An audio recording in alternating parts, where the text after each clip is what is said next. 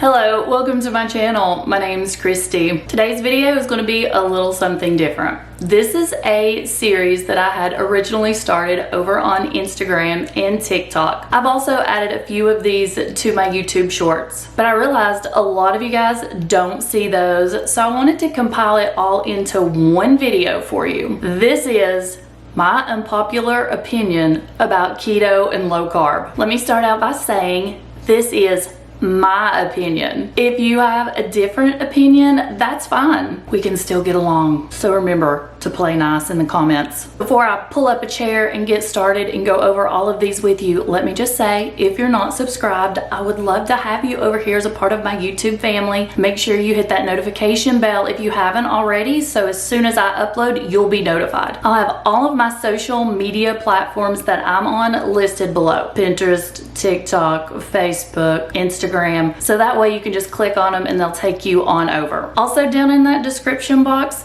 some of my favorite items that have helped me make my keto and low carb journey easier, plus lots and lots of discount codes down there, so make sure you check all of those out.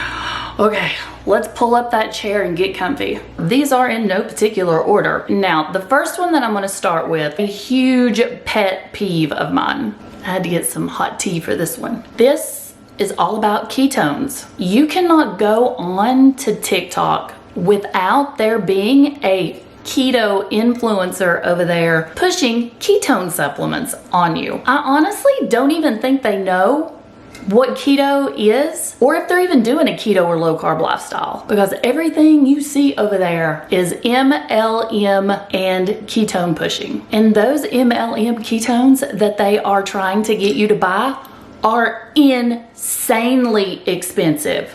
Plus, did I mention they're not a supplement that you need? The whole point of doing keto is to become fat adapted. That's not going to happen right out of the gate. It is going to take several weeks and even up to a few months for some people. When you first start out, your body is burning glucose, carbs, sugar as its main fuel source, but you want that to convert over so that you're fat adapted. Taking exogenous ketones is not going to make you burn fat off of your body. You're going to be burning those ketones that you ingested, basically expensive urine. My recommendation: keep your carb count low, around 20 net carbs a day. You're going to become fat adapted. You want to burn your own ketones so that your body is burning the extra fat off of it as fuel, thus you lose weight. I am going to throw this in though, because I do want to be fair. Exogenous ketones do have their place. They can prolong a fast, curb your appetite, give you energy, sort of like a boost, which I normally get from caffeine. And there was a recent study that came out. Not a big study, it was like a one-person study. So I'm not banking on it at this point. We're going to wait till there are more studies. But the study did theorize that consuming ketones could help lower blood sugar. Don't listen to me, okay? Because like I said, that was a small study. We need more on that, but I'm researching. So if you are going to take ketones for those reasons that I listed, not to burn fat as fuel because you're just burning up what you're drinking, go with a good ketone supplement.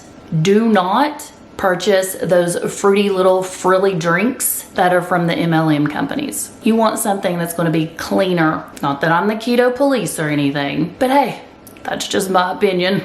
Every single one of these that I'm going to go over with you drive me crazy, especially this one.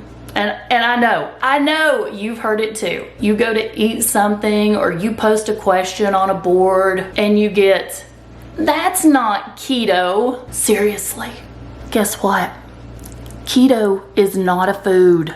You know what keto is? Well, I know you know what keto is, but keto is a state of your body being in ketosis, burning fat as its fuel source. Keto is not a food. The ketogenic diet was originally to help with epilepsy. They also learned there was this added benefit of weight loss. You keep your carb count low enough, you're going to get your body into a state of ketosis, meaning you're keto. It's not about that zero carb bread. If you want to eat that no sugar added peanut butter, go for it. Don't let anybody else hold you down. It's easy to listen to those influencers, those other creators, even some doctors tell you about products that they consider not to be keto. And that's fine, that's their opinion. But when it all boils down to it, the only thing that matters is your body is in that state of ketosis.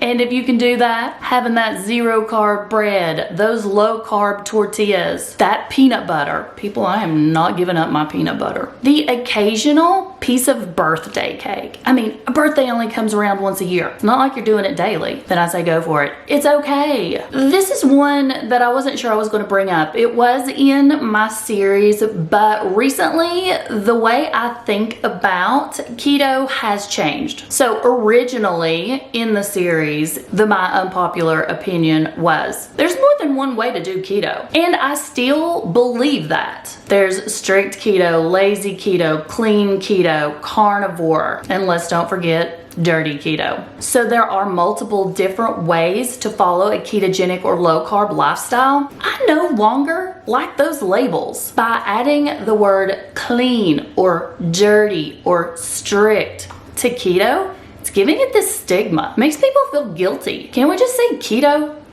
Can't we all just get along and realize there is definitely more than one type? We all can adjust it so that it fits into our lifestyle. You can't just put keto in a box and expect everyone to follow the rules. I'm still stewing over this one a little bit and trying to figure out how I'm going to evolve, because I always say that I do lazy dirty keto or low carb, but lazy dirty, I don't like associating those words with my lifestyle anymore, and I'm not going to. I do keto. I've lost a significant amount of weight. I want to say I've improved my health, but I did become a type 1 diabetic, which does not have anything to do with the fact that I'm keto. Just wanted to throw that out there because I do get that question a lot. I'm no longer going to attach those negative words to my lifestyle, but do the keto that works for you. Play around with it. Figure it out. Conventional, let's say that, conventional,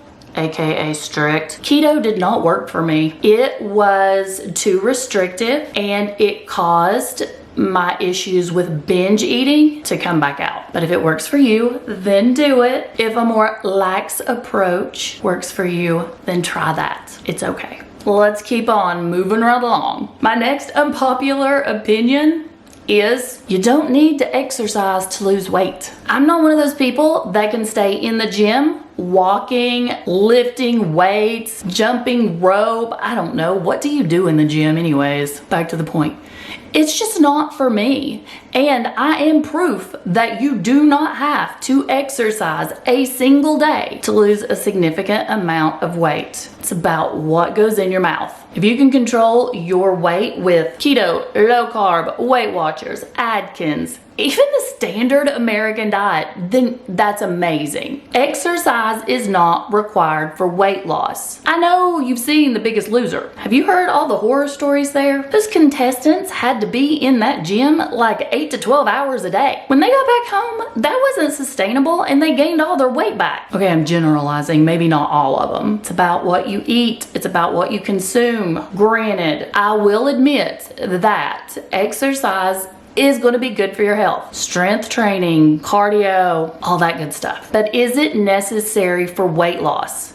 No, it's not. I've saved this one for last because this is definitely one of my opinions I know a lot of you may not agree with. Again, it's okay. In my opinion, when doing keto or low carb, calories don't count. I know there are the exception to the rules, but in general, calories don't count.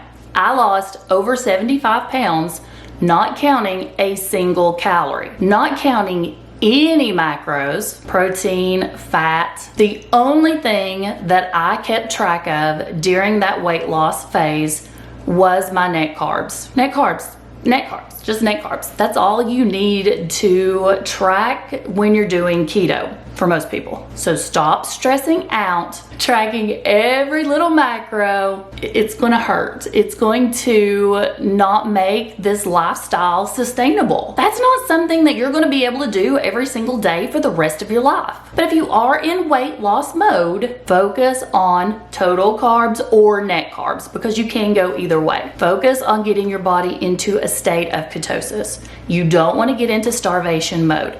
A calorie deficit isn't necessary. There are lots and lots of people that say it is calories in versus calories out. If you're one of those people that is tracking every single macro, take a deep breath.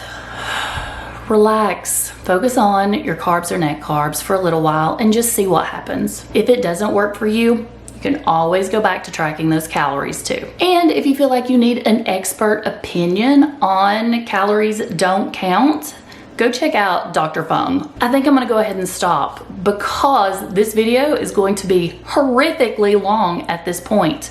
I can easily do a part 2 if you're interested, because I have an entire list of things that are considered my unpopular opinion. So let me know if you want to see more. Now remember, if you don't agree with these, that's fine. We're all allowed to have our own opinion, but I must know, do you have an unpopular opinion about keto or low carb or even weight loss? Put it in the comments below. I'll see you guys in the next video. Bye.